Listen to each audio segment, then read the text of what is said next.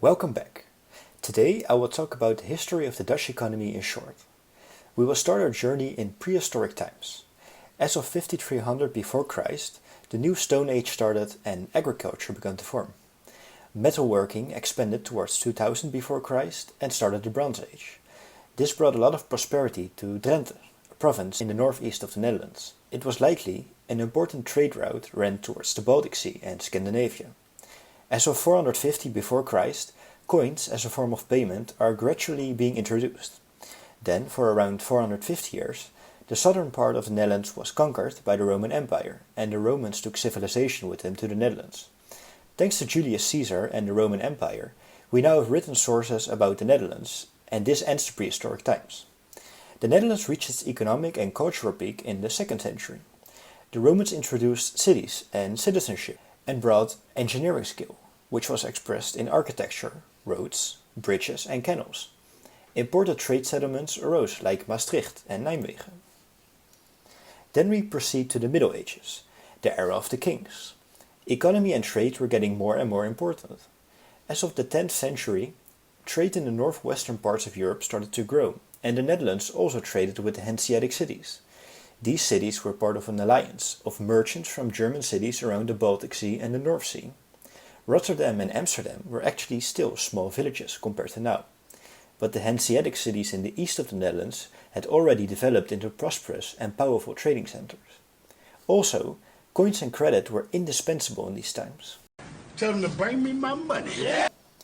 When the Republic of the Netherlands were in war in 1568 till 1648, with in that time world power Spain, the economy was suffering in the first half. Philip II of Spain was increasing the taxes the Dutch had to pay to him, and Protestant Christianity was severely suppressed, which led to this war. In the second half, and we are now in the beginning of the 17th century, when the Dutch East India Company was established, the Netherlands was getting extremely wealthy. This period was called the Golden Age. The economy kept growing, and trade, science and art was flourishing. The economy was, according to new insights, doing extremely well in the third quarter of the 17th century, even though the Netherlands suffered from the disastrous year of 1672, when the French, the English and parts of Germany attacked from three sides. The economic boom really ended at the end of the 17th century. And a fun fact, New Amsterdam was originally a settlement of the Dutch and would later develop in what is now the city of New York.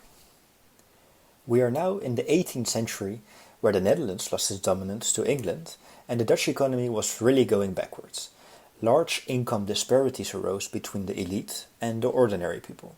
The Dutch East India Company made less profit than it was used to, and unemployment rose. So how was it possible that the almighty Golden Age completely disappeared in such a short time? A possible reason might be Amsterdam. In the 17th century, Amsterdam was an important center as a warehouse for goods from all over the world.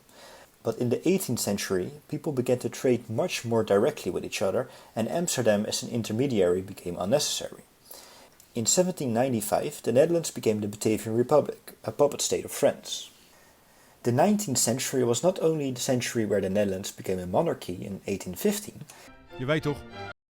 but also the century where the Industrial Revolution reached the Dutch. Craftsmanship got replaced by the industry and the economy was expanding much faster than before. Automation and the building of canals, railways and highways, and new power sources like the internal combustion engine and electricity increased productivity massively. We'll start the 20th century with the First World War. The Netherlands was a neutral country in this war, and during the war imports and exports were still really high. But after the war, trade decreased significantly. Germany lost the war and became in economic isolation. Hence, exports fell a lot for the Netherlands. Then came the Great Depression, or the crisis years in Dutch, which also influenced the Netherlands. Between 1929 and 1940, there was a long economic downturn with high unemployment. In 1935, 600,000 of 8 million people were unemployed and poverty was great. Of course we know what came next. Another one. World War II started and Germany bombed Rotterdam. Of course the Dutch economy got a big hit during the war, but it was not as devastating as often is assumed. The Germans let Dutch companies continue to work, leaving the economy largely intact. After the war, the economic recovery in the Netherlands was slow until Germany resumed, which was delayed until 1949. After the wars, a much better and more peaceful period started. GDP has been growing in general and had a major growth spurt in the late 1990s. This growth slowed due to the dot-com bubble and 9/11.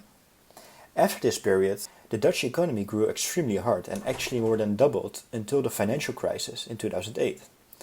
Then GDP fell for a few years, but recovered after.